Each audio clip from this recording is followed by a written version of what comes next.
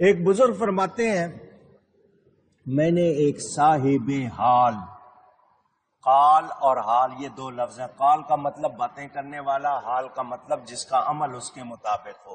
ہم لوگ قالی ہیں، باتیں کرتے ہیں، عمل ہمارا اس۔ تو صاحب حال نوجوان کو کچھ پیسے دیے، اس نے لینے سے انکار کر دیا۔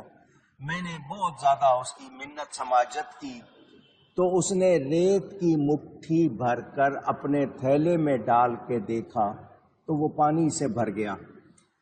پھر میں نے کہا کھانے کو جی چاہے تو کھا لو۔ میں نے غور سے دیکھا تو بہت میٹھی سوئیاں تھی۔ پھر فرمایا جس کا یہ حال ہو کہ وہ مٹی کو کھانے کی چیز بنا لے، جہاں چاہے پانی بنا لے اللہ کی دی ہوئی طاقت سے، اس کو دنیا کے ٹکوں کی کیا پرواہ؟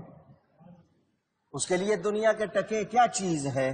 یعنی یاد رکھیں ہم لوگ اس دولت کو، دنیا کی دولت کو سب کچھ سمجھے ہوئے ہیں، جبکہ اللہ والے اللہ کی عطا سے اتنا اختیار رکھتے ہیں وہ چاہیں تو مٹی کو بھی سونا بنا دیں۔ حضرت سیدنا امام جعفر صادق کے بارے میں کتابوں میں لکھا ہے، آپ سفر کر رہے تھے، ایک پیالہ تھا آپ کے پاس، صرف ایک پیالہ تھا، مصلی تھا، نماز پڑھتے، اور اس پیالے میں آپ مٹی ڈال کے پانی ڈال لیتے اور پی لیتے۔ ایک شخص نے دیکھا تو اس نے کہا یہ مٹی تو حرام ہوتی ہے، یہ مٹی کو اس طرح، وہ ان کے پیچھے لگ گیا اور کہا حضرت یہ جو آپ پی رہے ہیں یہ کیا ہے؟ آپ مٹی پی رہے ہیں، مٹی تو حرام ہوتی ہے۔ تو آپ نے اس کو فرمایا بدگمانی نہیں کرنی چاہیے، آپ نے تھوڑا سا بچا ہوا اس کو دے دیا۔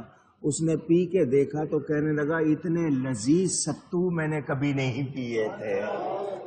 جو کا آٹا ہوتا ہے نا، وہ ستو بنتے ہیں اس سے۔ اس نے کہا میں نے اتنے لذیذ نہیں پیے تھے، مجھے اپنی بدگمانی پر شرمندگی ہوئی کہ میں نے اس کے بارے میں سوچا یہ مٹی کھاتا ہے، یہ تو کوئی اللہ والا ہے۔ وہ کہتے ہیں میں پیچھے پیچھے چلتا رہا، وہ مکہ مکرمہ جب پہنچے تو ساری دنیا ان کو سلام کر رہی ہے، ہاتھ پاؤں چوم رہی ہے، تو مجھے پتا چلا یہ حضور کے شہزادے حضرت امام جعفر صادق ہیں۔